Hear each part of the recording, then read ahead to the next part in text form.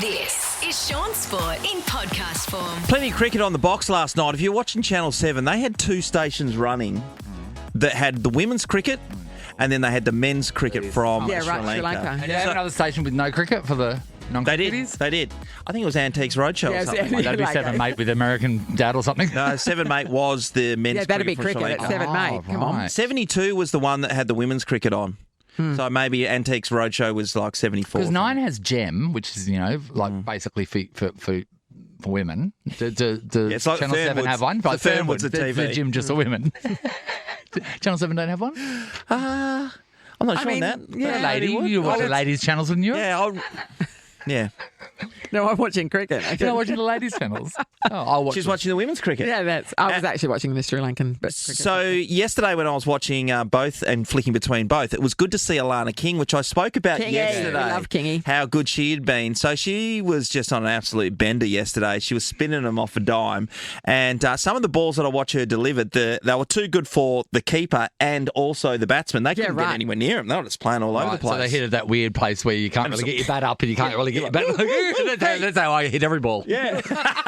She took 4 wickets. They were bowling her continuously at the tail enders yesterday because they wanted her to get the fifer, but she wasn't able to do that. But she was playing particularly well. Australia bowled England out for 170. But the best thing about this, I was checking out the English scorecard, and they had, out of the 11 people, they had 3 hyphenated names playing in their team. Hilarious. So How does that even fit on the back of their shirts? So they had Rhiannon McDonald-Gay, Nat Shriver-Brunt, Danny Wyatt-Hodge. Wyatt-Hodge was the second one. Now, out of these 3 people, out of 11, they accounted for 51% of the total score. So if the hyphenated names in England, the longer your name, the better 88 you runs are. collectively out of the 170. So it's like you get power per name. Yeah. It's like 3 people. Yeah. What a great stat. That's a great...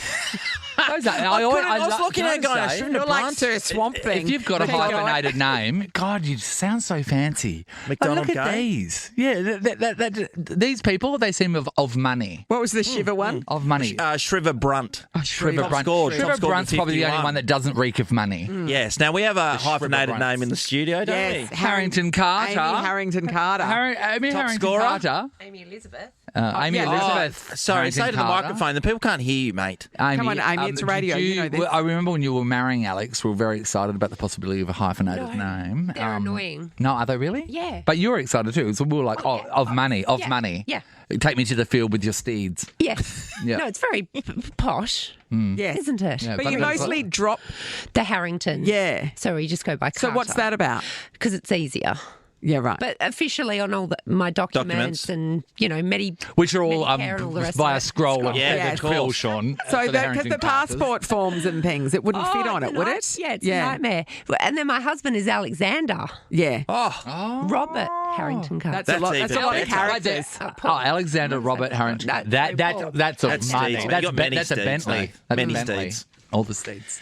So good luck to the Australian women who are at the crease today. They'll be batting. Hopefully we're able to make that 170 and put some serious runs on the board against that. The Wildcats, of course, we know that they've got a full roster available this weekend. They play tonight against the Phoenix. And, we were speaking to Bryce yesterday, and I alluded to the fact their defence the other night was terrible.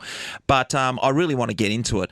They are such a high-scoring team and the ability to blow a team out. And I know that they're 2 different teams, and I talked about the Trevor Gleeson era where they were a defensive team. They scored, they won Damien titles. Martin, he was very defensive. Yeah, and I wondered if they had an identity. Well, their identity is the fact that they're out there to shoot and outscore the Shooting opposition. the lights out. But last weekend when the game's on the line, the opposition, the Taipans, were just running the ball from end to end and basically doing layups. Yeah. Okay. At times. Well, their coach used to be an assistant at the Wildcats, so he knows how they work. Why doesn't the current coach speak to Trevor and talk about defence then? Defence. And what about the people who used to be in the stand with the D and the fence? Where are they? I haven't seen them in the crowd. So it's their fault. Yeah. The Wildcats, because of the way other fixtures fell, they have qualified for the finals.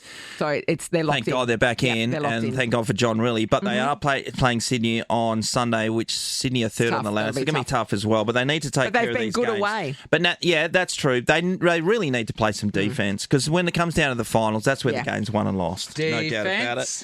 And lastly, the world's best surfers were at action at Pipeline yesterday. Why weren't you there? Hey! You know who I was watching though?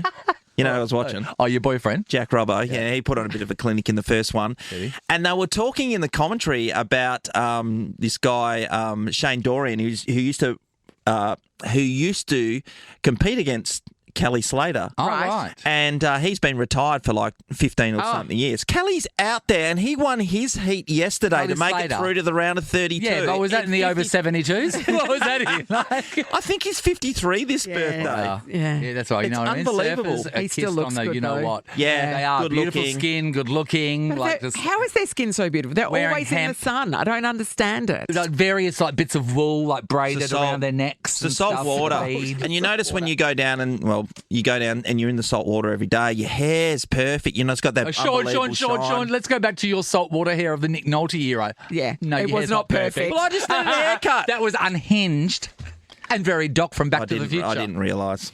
Are you done? You didn't tell me until 2 years later. Oh, you we bastards. told you. Maybe Mate. not No, to you your didn't. face. You know who told you? The Mirror. Exactly. Shaun Sport is a Nova podcast. For more great comedy shows like this, head to novapodcast.com.au.